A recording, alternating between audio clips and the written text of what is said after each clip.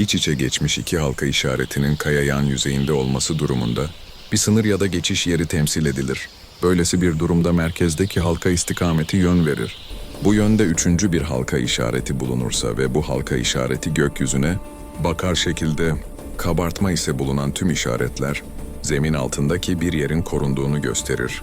Böylesi durumda korunan alan zemindeki blok parçayla kapalı şekilde bir yer olabilir.